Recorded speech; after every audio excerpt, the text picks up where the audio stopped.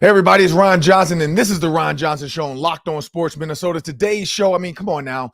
Josh Dobbs is in town, Arizona Cardinals quarterback. Everybody thought this wouldn't happen, but Josh Dobbs, Jamie Foxx, what do they have in common? I'll tell you that next on the Ron Johnson Show. Locked On Sports Minnesota podcasts. It's endless Minnesota Vikings talk with the diverse voices of your local experts. Now the Ron Johnson Show. On the field, in the broadcast booth, Ron Johnson is Minnesota sports. He's played with them, hung out with them, and grown up with all the big names in Minnesota sports. They're hanging out with Ron Johnson. It's the Ron Johnson Show on the Locked On Sports Minnesota podcast. And it starts now.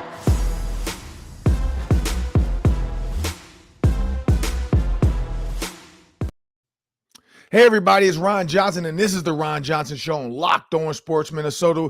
We got a loaded show today. We got some good, and then we got some bad. We got the Vikings, and then we got to talk about the Gophers. We also have the Daily 3. That's 3 questions, 3 minutes each. Myself, Sam Extra, my producer. He's going to join me in just a bit, but before we do, I want everybody to know today's episode is brought to you by FanDuel. Make every moment more. Right now, new customers get $150 in bonus bets. That's $150. That's 150 in bonus bets with any winning $5 moneyline bet. Trust me, I did it. So find the easy ones, people. There's some out there. I took the Denver Nuggets over the Lakers, 5.5 points. Nuggets won by 6, and they covered. Lakers almost scared me, but I got that as well. And that's $150, people, if your team wins. Just visit FanDuel.com/locked on to get started. Well, I want everybody to know today's show. Like I said, we got to talk about Josh Dobbs. We got to talk about PJ Fleck and the Gophers because there's something going on fundamentally that I think has to change. I don't know if the Gophers will change it. I think PJ Fleck is one of the most loyal coaches I've ever seen in my life. When you think about the loyalty he's had to older players, the loyalty he's had to coaches, and sometimes that loyalty can bite him in the butt, and we know that. But we also have to talk about Josh Dobbs. But I want you guys to know you can find Locked On Sports Minnesota on Amazon Fire and Roku. Just download the Locked On Sports Minnesota app to get all of your favorite shows. Again, Roku, you just search it. I've done it. It's super simple. Search Locked On Sports. You'll see Minnesota. Just find our logo, download it right there to your TV, and same with the Roku device. Just search Locked On Sports Minnesota. The app will pop right there. But anytime you open up your Amazon Fire or Roku device, you can get all of our shows. Well, as I bring my producer to the show, Sam Ekstrom. Sam, Joshua Dobbs. He came to town, and nobody thought, like we all talked about it even on the pregame show. I'm talking about not 1, not 2, not tres, not 4, not cuatro, not cinco, not seis, not siete. Was it ocho, nueve, diez? I know how to count it in Spanish. My daughter will be proud of me. But when you think about that, Sam, everybody on the panel, I'm talking about Gabe Henderson, Pete Burcich, Don Mitchell, Mark Rosen, Ahmad Hicks. I'm pretty sure Reggie Wilson was on board for this one as well because I saw him, Gabe, and Ahmad take a picture together. So I'm going to throw Reggie Wilson in there. Nobody thought we would see Josh Dobbs because that was the question is Josh Dobbs going to play today? And everybody a resounding no. The only way I thought he would play, and I did say this, I was the one person that said I think we'll see him if they're winning by 21 points. And then Ahmad, everybody laughed at me. Well, we did see him. So I kind of was right, but not the way. Now, I said Jamie Foxx, right? So I got to pay off the T's. I'm going to pay off the T's. Sam. Yes. We know you're not a movie guy. Not a movie guy. Movie Any Given Sunday. Well, let me answer this way. Have I seen Every Given Sunday? Any Given Sunday. Every Given Sunday. I clearly have not seen it. No. So Any Given Sunday is the movie. It's a movie with Dennis Quaid. Jamie Foxx is the star of the show. You also have Al Pacino playing the head coach. You also have Cameron Diaz. She's the owner's daughter. It's a really, you got Lawrence Taylor in there. But Sam, here's the correlation between the two. In this movie, Dennis Quaid plays Cap Rooney. He's the captain, Jack Rooney. He gets hurt. Their backup has to go into the game. He goes into the game. Within like 2 to 3 plays, the backup gets hurt as well. And so the whole joke in that moment, because he was in, boom, and then he's out. And even the trainer is like, what did he do? Fall off his golf cart? How did he get hurt? So they run out there and get him. So now Jamie Foxx, the third quarterback option, goes out there. First couple plays, absolute chaos. I think he had a strip sack fumble. He might have thrown an interception. Who knows? Just absolute. That's very Josh Dobbsian. Thank you. you. Exactly what happened. That's what I'm saying. Like, this literally is a movie. Josh Dobbs just did Any Given Sunday without even realizing it. That's why I feel like we're in a simulation. Like guy kind of was like, look, let me just hit reset on this. And I don't know what to do with the Vikings. All right, let's throw the Any Given Sunday script on the Vikings. Like, I don't know what to do. Maybe the NFL wrote this script. This might have been in the script and we didn't know this was coming. Like, they were like, you know what? I really like Any Given Sunday. Let me get the script writers involved. That's why, like when Kirk Cousins went to the script reading, remember Kirk Cousins was like, really? Like, do I get to take my shirt off? And they're like, I don't know. If you want to take your shirt off for an Achilles tear, fine. Go ahead. And so when you think about this script being written, Jamie Foxx eventually after that game does what he does. He runs around, makes a couple plays, runs around, makes a throw, runs around, scores. And then all of a sudden, this was their celebration. It was the Shark. They were the Sharks, the Miami Sharks. And so the correlation between Jamie Foxx and Josh Dobbs, third string quarterbacks, nobody expects them to be winners, can do it with their legs, can do it with their arms, doesn't always do what the coach says because he doesn't know the playbook. Because they even asked him, like, dude, do you even know the playbook? He's like, no, I don't know the playbook. He's like, all right, man, just go out here and do this. A running back probably that wants the ball at times and the quarterback's going to keep it, because that was LL Cool J and Jamie Foxx. They got into an actual real fight. Sam, if you've heard that story, like it was a fight in the movie that became a real fight in real life. Because Jamie Foxx does a stand-up comedy show about that. He was like, wow. Yeah, he's like reading the script. He's like, in the script, it says da-da-da-da. And then he said LL like started, and he's like, whoa, this dude is for real. Like, this is a movie. He's like, you're not a running back. I'm not a quarterback. You're a rapper. I'm an actor, comedian. Like, calm down. And then they got into a real fight, though. He said, like, this dude really like swung on me. Like, he really, like, this is not in the script. And he really hit me. And so, I think because something happened to LL, like he got hit or something, or he had to get stitches. They actually ended up putting in the movie. They just had to write it up a different way. But like him and Jamie Foxx get into a real fight. LL has to get stitches. And then when he gets to the training room and sees he has to get stitches, he like gets mad all over again and wants to go fight Jamie Foxx. Like, you really hit me. But in actuality, they really did get into a fight. They end up making up. But Jamie Foxx is talking about how LL really like got into the mode of like, I'm an NFL running back that's not happy. But Josh Dobbs does that. He does exactly what Jamie Foxx does.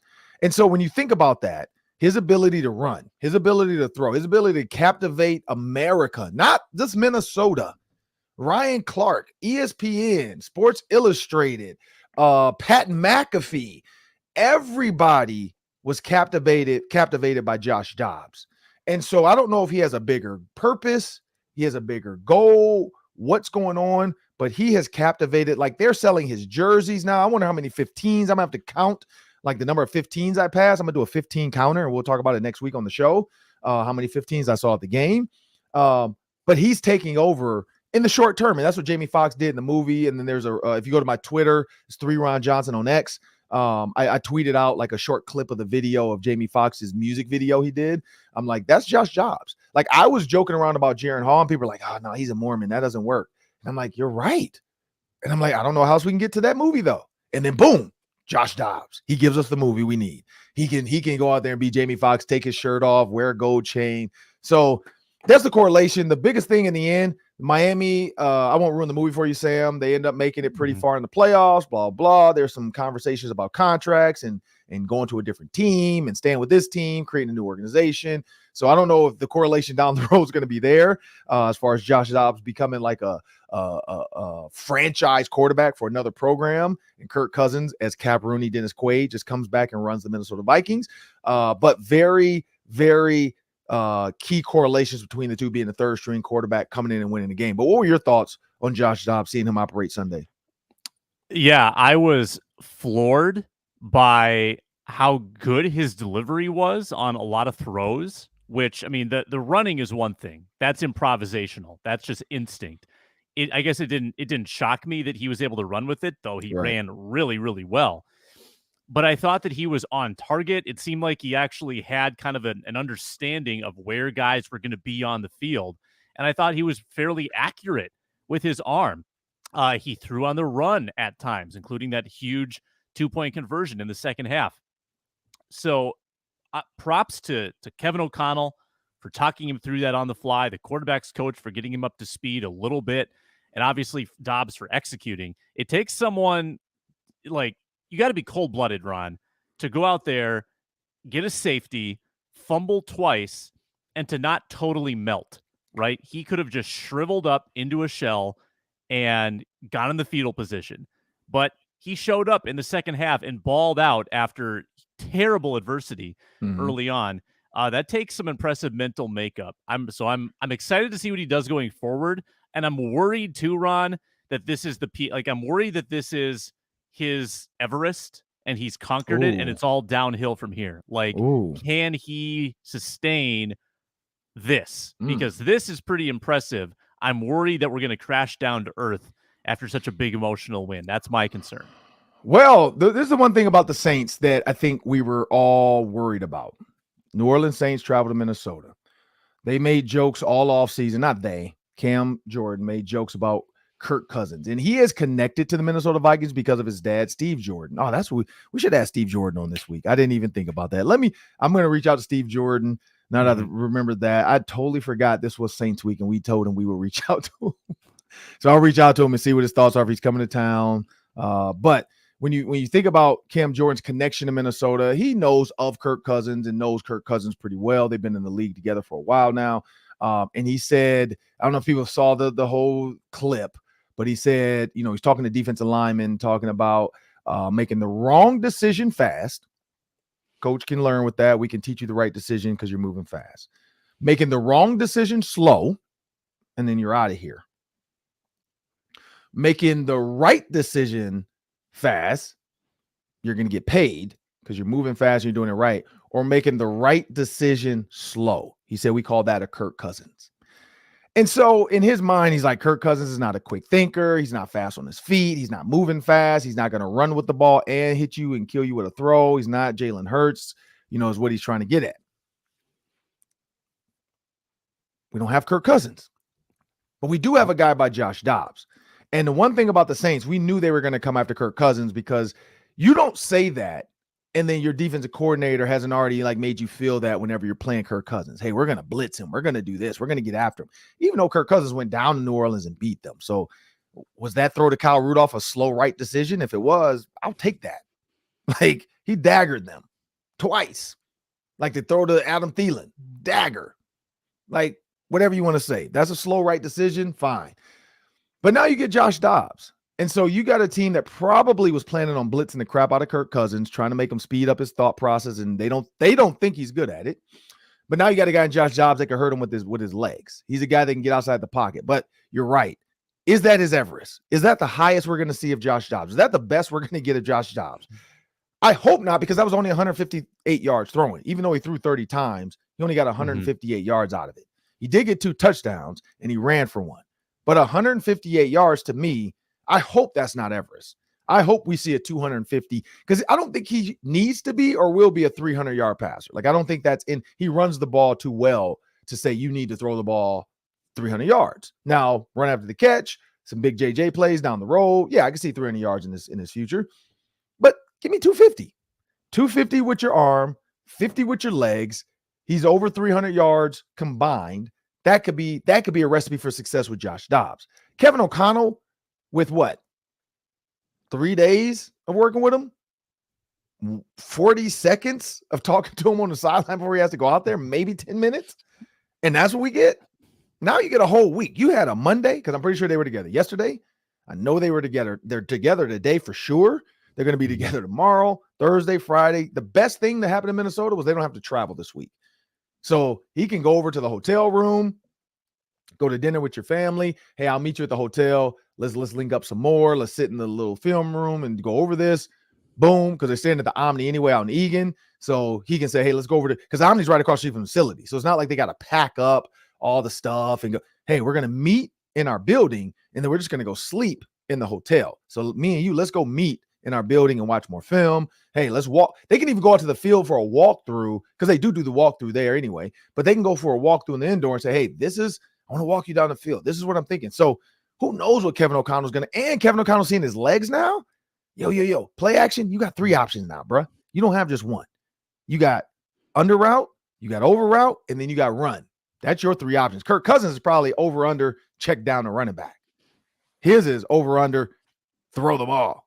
Run the ball. So I think Josh Dobbs, I hope this is not his Everest. I hope there's a bigger thing than 150 yards passing, but he gets the home crowd. The defense gets the home crowd. Brian Flores' defense has been getting turnovers at a very high clip, but also the Vikings have been turning the ball over. So that's what's also kind of weird. Like as many turnovers as Flores has created, if the offense could have held on to half of those, half, Sam, they'd be like a plus.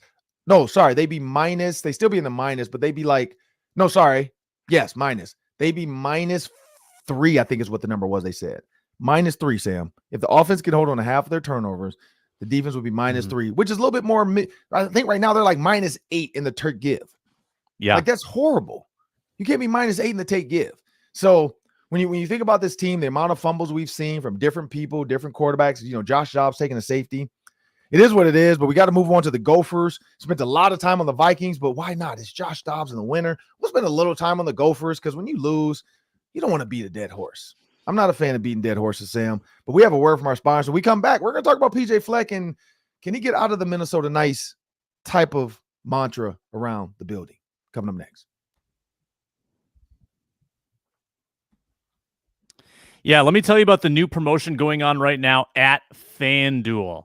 This is a great deal because it does force you to win a bet, but it forces you to choose wisely with your first bet. If you're a new customer, you can get $150 in bonus bets if you win a $5 money line wager. This is money lines. This isn't spreads. So you can go find a -400. You can find a lopsided matchup if you want. You could take the Bengals -335 against the Texans. You could take the Cowboys -1,500 against the Giants, 16.5-point favorites. That could be a winner for you. That could get you $150 of bonus bets into your account. And then once you've got that, then you can put it on the spreads, put it on the player props, put it on the futures, bet your Super Bowl champion. All of the above available for you at FanDuel.com/lockedon or the very convenient, easy to use FanDuel Sportsbook app. Check it out for all the lines, all the leagues, all the games, dozens of ways to wager each week. An official partner of the NFL.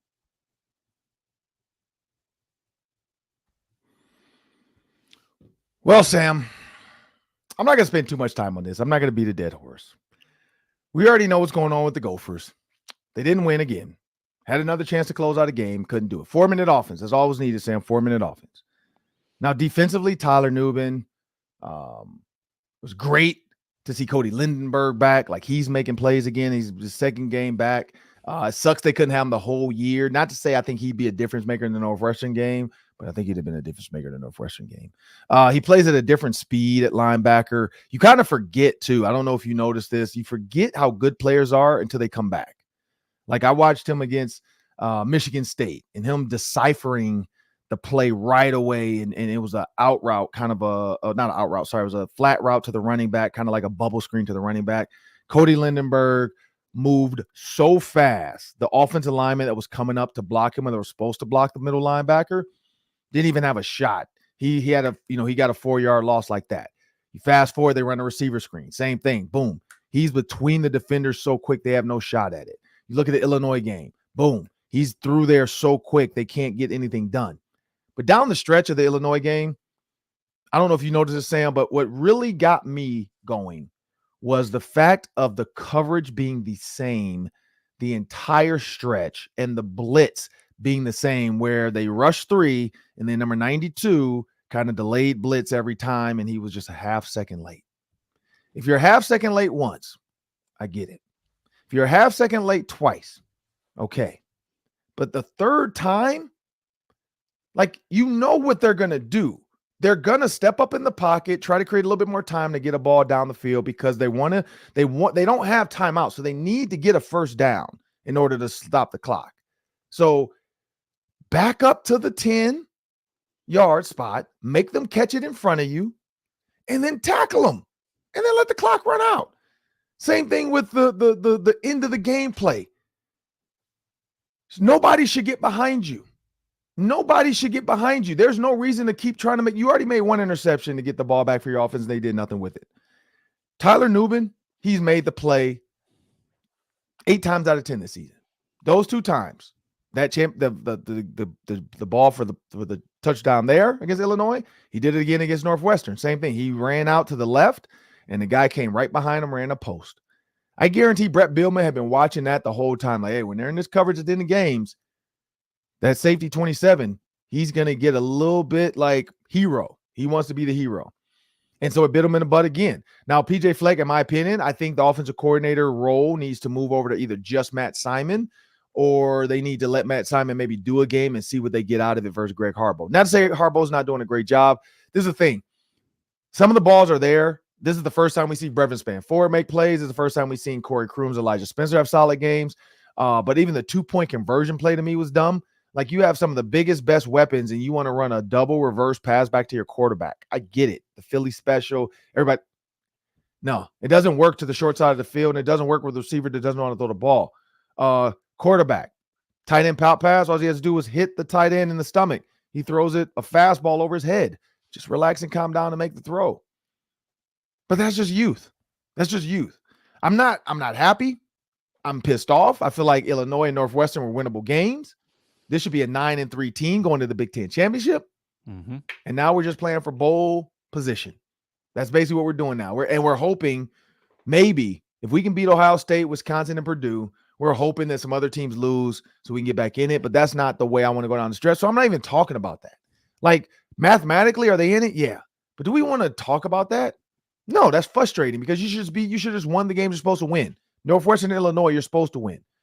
Iowa, Wisconsin, we said split with one of them. You already got one. So now you could have split if you just won the other games. You beat a team that nobody thought you could beat, which was Iowa. Now you might be able to beat Ohio State. Well, nobody thought you would beat Michigan. They didn't. Nobody did. Nobody thought you would beat Michigan. Nobody thought you would beat North Carolina either. Like, that was one. If you got it, great. If you don't, they have Drake May. But it's just frustrating to where they are now. Sam, I don't know what your thoughts on the Gophers, but that's kind of where I'm at.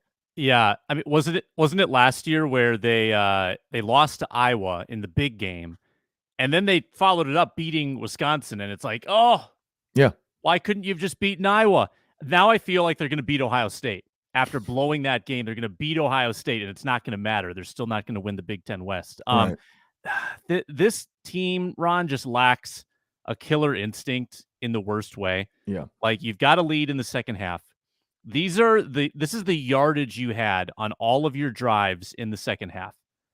-3, 5, 4, 16, 17. Wow. This touchdown, 34 yards, 2 plays, 34 yards there. And then 6 and then 0. Like, you had 3 or 4 or 5 play drives for the most part. Actually, you didn't have a drive longer than 5 plays in the second half. The offense took advantage of a couple short fields, but even then, like, you inherit the ball at the 12-yard line early in the third quarter after a fumble, and you go backwards. This is a problem with the Gophers. They don't know how to step on a team. They don't know how to put a team away. And they let Illinois hang around. They didn't do anything in the second half offensively. And I guess you kind of get what you deserve a little bit in the end. But to have them backed up 4th and 11 with a backup quarterback and then have him go 90 yards on you in 3 plays, it's one of the worst I've seen, Ron, and I've seen some bad ones. I mean, this is up there with the botched punt in the end zone against Wisconsin, blown lead against Michigan, 20 years ago. Like, this is in the pantheon of bad losses. Yeah, and that's the sentiment for a lot of alumni. Some more harsh than others. But mediocrity is the word they were using. Now, in my opinion, I don't think it's mediocre. I will say less than stellar. And they were just saying, like, period, ever since Glenn Mason. And I had to fire back. I'm like, look, I get it. 60s and 70s were the last time, you had some championships and some national championships with Bobby Bell. So at one point, the Gophers were there. But when I played, Iowa wasn't considered great. Ohio State was up and down because the one year they were 6th in the country. And then the year after that, they weren't. The year before that, they were 20th and we beat them. They beat us. They beat us by I think 20-17. And they were 20th in the country. But then they lost to Michigan State. I forgot who else, but that was the same year Michigan State and Michigan both won 10 games. That's back with Plaxico Burress. We remember those days, Michigan State playing Florida in the Citrus Bowl, Michigan going to the Rose Bowl. You got to think about Charles Woodson was a senior the year before I got there. So that was a really good team. You had Tom Brady at quarterback. So people forget about that era of Michigan State, that rivalry. And Ohio State was kind of little brother to Michigan. Which Michigan's kind of getting back to that, where they're kind of holding Ohio State over the fire. You had Drew Brees at Purdue. We went down to the wire in overtime with Purdue. We lost by 5. They had Drew Brees. We took Wisconsin to overtime. They had the Heisman Trophy winner in Ron Dane. This is 1999. If it was a 12-game season, we'd be 9-3. We went 8-3 that year, but we'd be 9-3 because there would have been 12 games, and we probably won that one because we'd have played a different Big Ten team. We had 6 Big Ten teams we played that year that were in the top 25. And the only 3 that beat us were ranked teams. The rest of the Big Ten teams, we beat Penn State because that was the year we beat them at Penn State, blah, blah. They were number 2 in the country. Again, that was a ranked Penn State team. Think about that. We played the number 2 team in the country. We played the 12th team in the country. We played the 20th, the 22nd, and the 18th ranked team in the country that year. And we also played the 24th, I think, ranked team, which was Northwestern, and we beat them. We played nothing but ranked teams that year, and we beat them. We played Michigan State, beat them, and they were ranked, and they won 10 games that year. So you can say what you want, but we were considered one of the better teams that year defensively. We had one of the best. We had the top 2 defense in the country, top 2 special teams team in the country. So it was there. Then you get Marion and Maroney. You start recruiting all these NFL guys. You have Ben Hamilton go to the league. I can go down the list. Eric Decker and blah, blah. Devondre Campbell. So we've had the guys, but people are like, oh, well, how come we're not winning Big Ten championships? It was a different era. It was hard to win a Big Ten championship back then. Now you can win it by just winning your West. That's going away. But to say mediocre, I've never agreed with that because I'm like, you know what? You can't say it's mediocre when you talk about the number of guys and how we played it. If you want to say your team was mediocre, because one of the groups in this alumni argument, their team could be considered mediocre because they went 1-11 with Tim Brewster. So you might feel mediocre because you guys went 1-11, not us. We never did that. We never played that bad. Y'all play like hot garbage. And then you want to now carry that hurt, that hate, that disappointment of the losses, because that group also was a part of the reason why Mason got fired, because they lost some games, like you said, pantheon of losses being up. They lost some big games. The Texas Tech bowl game is the one that got Mason thrown out. Yep. And that was Michael Crabtree, I think, right? And Cliff Kingsbury. That sounds right. That sounds right. So, yeah. Like my year was Phillip Rivers. The year before that was Joey Harrington. Now, again, I'm saying names of names, and these are great guys and great teams. Corn Robinson and Phillip Rivers. Corn Robinson, everybody remembers him. He came to Minnesota, alcoholic, but he came.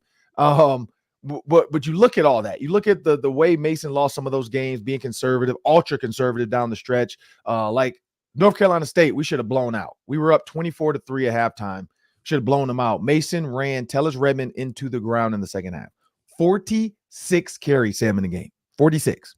I think that was a bowl game Big Ten record for number of carries in a game. 46, Sam. 46 carries in a game. And because he was so ultra conservative, and because he was trying to run the clock out and thought, like, let me not keep putting my foot on the pedal and throw ball. I had 2 catches, Sam, in the first half. 85 yards. 85 yards, Sam, on 2 catches. Daggers. What does he do? Never throws them to me again. Never even looked my way. I never even got a target. Not a hitch, not a slant. I don't know if you ever seen that meme of the Tiger King where he's like, I called you 3 times and the ringer was not a F you didn't come check on me. Yeah. Like that's how I felt.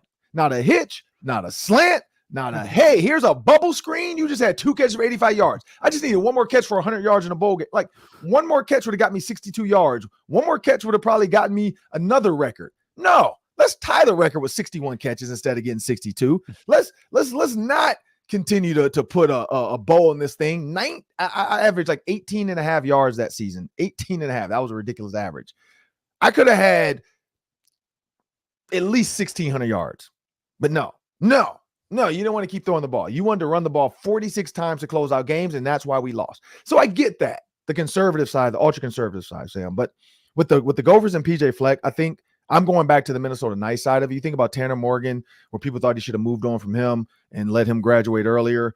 Maybe have these growing pains at 8th and Calic Manis earlier than now. Like you give him a season before, because did Tanner Morgan do anything under center that was of value completely? You know what I mean? Like, did he go to a Big Ten championship? Did he get anything out of it? Whereas could Ethan have probably gotten you that if it was his team then, and been able to work through some of these growing pains and then have this be his next season? I just don't know. Mo Ibrahim, did that do anything for him or you? If he just goes to the league, maybe he doesn't, maybe he still gets hurt because he got hurt anyway. But could it have been different and you could have kept what's his name? The guy that went to Bucky Irving. Kai Thomas and Bucky Irving they went to other schools and they're playing. Bucky's balling. But could you have kept them if you're like, hey, you probably need to move on, man. We're gonna move on. We're gonna go a different direction. Bucky Irvin's our guy. He needs to get the carries. He's earned it. But I know PJ Fleck wants to be loyal because that's the other part of it. When you look at these guys like Tyler Nubin and some of these guys thinking about staying or coming here, they know that he's going to honor them. So there's two sides to the coin, and that's the problem. Is like there's one side of it that's like, yeah, I'm going to honor my seniors, because there was the Glenn Mason side of it that did not honor seniors. He would give it to the young guys, and you let the young guys come in and ball out. And so there's two sides of that.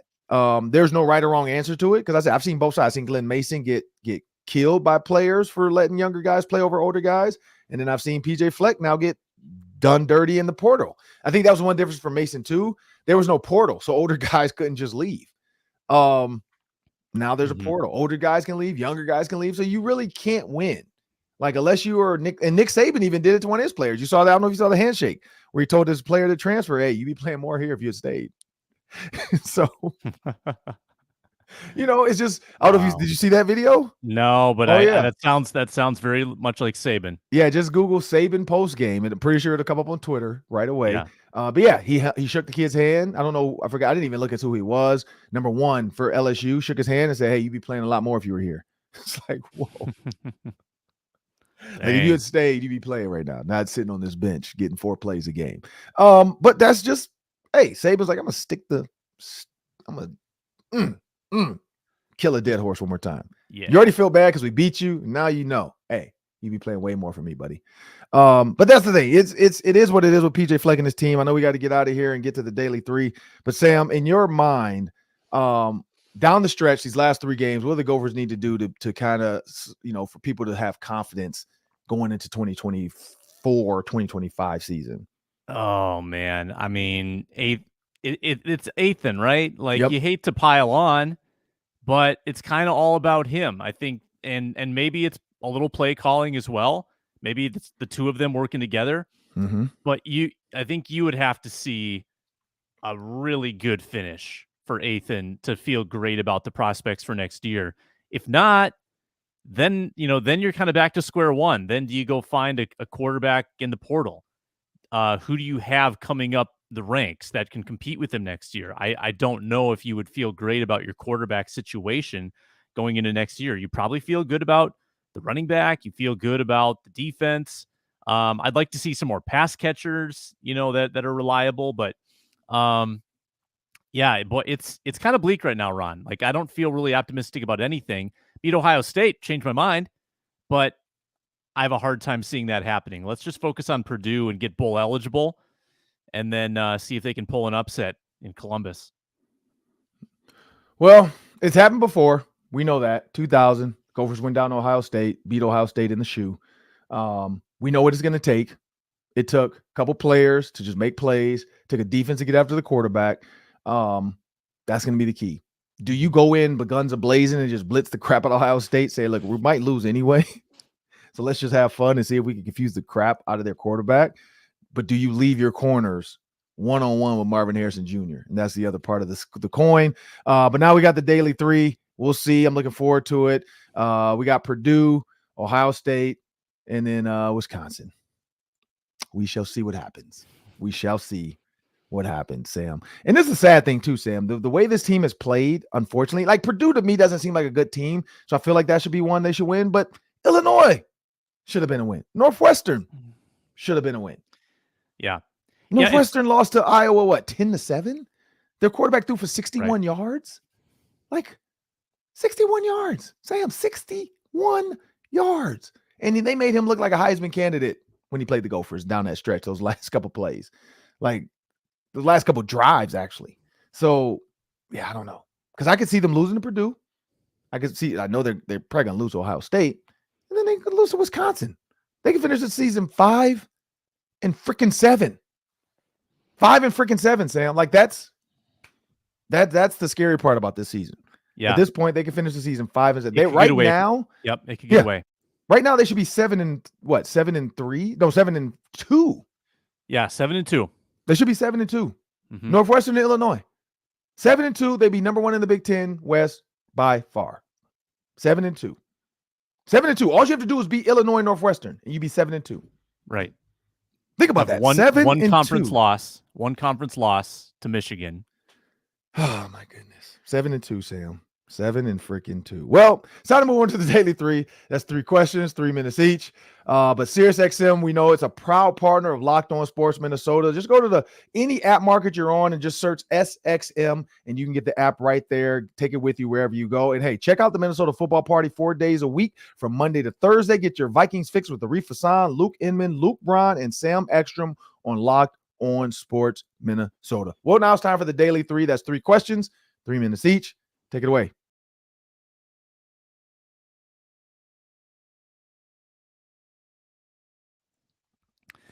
Let's start with this. If you tuned into the Wolves last night, you were treated to an absolute dazzling basketball game.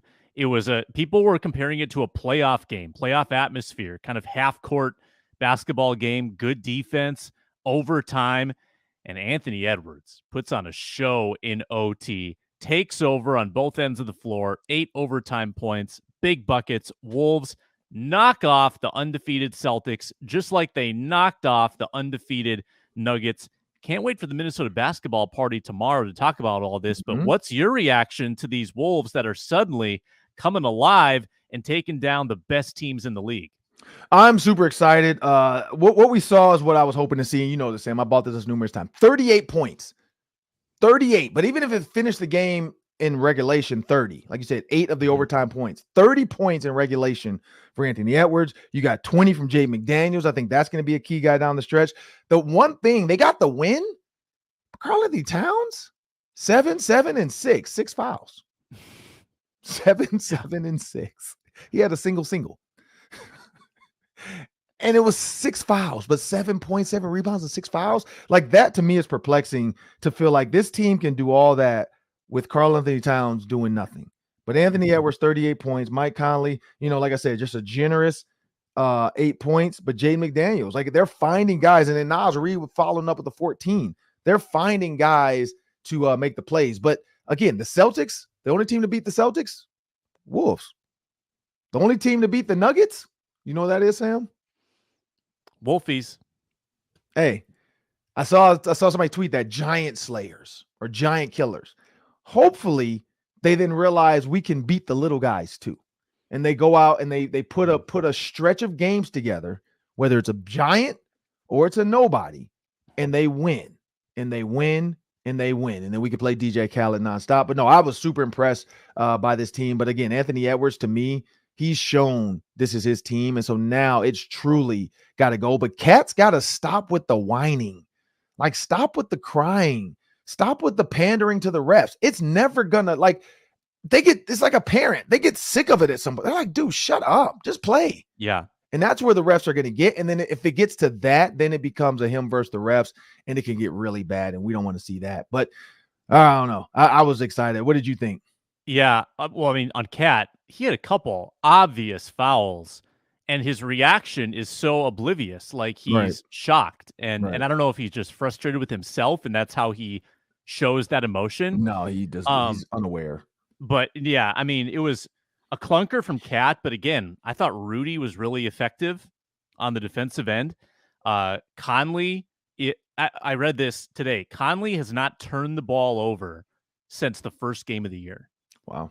That's how steady he's been as a point guard. But Ant in takeover mode is when this team is just unstoppable. And we don't see it every game, but when he turns that on, man, it's fun to watch. He's so electric. Yeah. And he's got that building wrapped around his little fingers. So I loved it.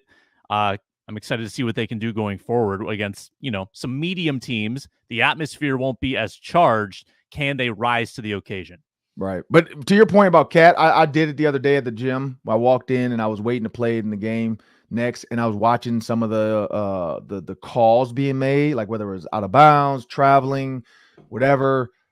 It's amazing the things that guys don't think they do, and then they like whine and they argue with each other. And as like a bystander, I'm like, dude, you traveled, like you took 4 steps. Like I know you didn't feel like it, but you took 4 steps. Or like the foul, like you said, like I saw a guy literally bump a guy with his hip out of bounds.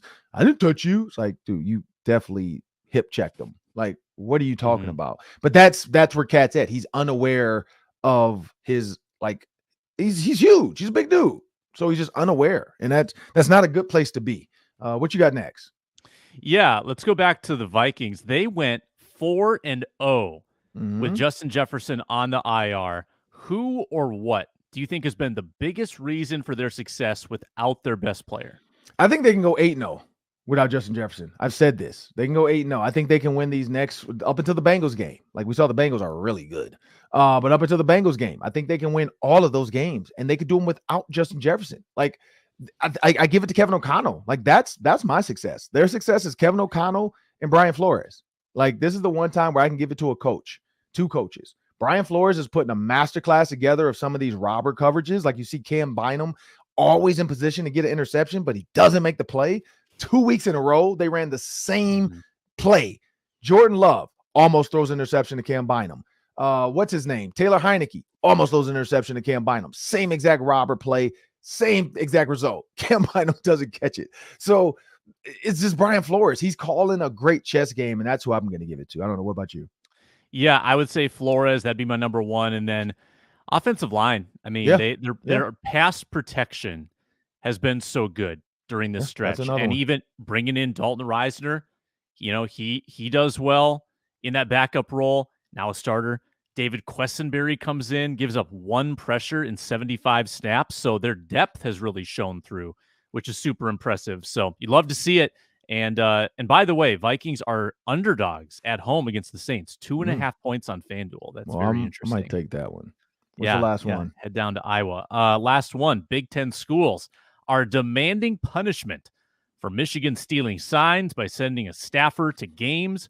What do you think should happen to Michigan, Ron? I don't really care what happens to Michigan, to be honest, but if it is a foul, it's a foul, whether we think it's right or wrong. I think you're allowed to scout, but maybe the filming and the other stuff, and not alerting the team to your presence, because you're allowed to go wherever you want as a coach. But you're like, if PJ Fleck were to go to watch Michigan State versus Michigan, he has to tell them he's coming.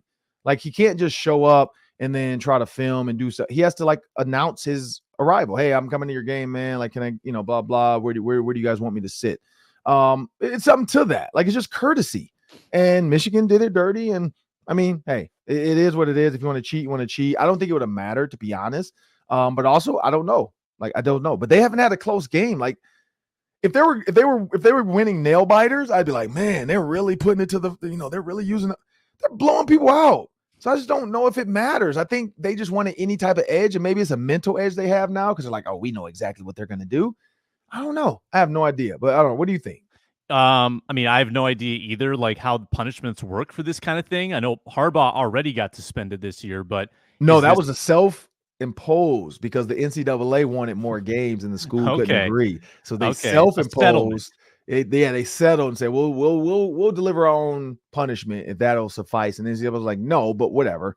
And so they just did it. Yeah. They So sat him down They're for the sneaky, non-conference games like they needed him anyway. But no, yeah, so the NCAA hasn't technically done it, so they still can punish him now because they didn't technically do anything. That was just the school doing it to like hopefully get them off their back. It feels to me like if I were the governing body, probably a suspension for the coach, probably a fine, and probably loss of some scholarships. I guess that's how you hit them. But is it going to matter that much at Michigan? I don't know. Probably I don't know. You probably can't adequately punish them. It also sounds like it's kind of ambiguous, right? Like Probably how much wrongdoing, how long it's been going on. I haven't read up every single detail, but yeah, it's messy. Me either. Well, people, we enjoyed today. Make sure you find the Locked On Sports Minnesota 24/7 YouTube live stream for your favorite Minnesota sports shows around the clock. It's Vikings, Wild, Wolves, Twins, and Gophers at all hours of the day. I want to thank you guys. Have a great one.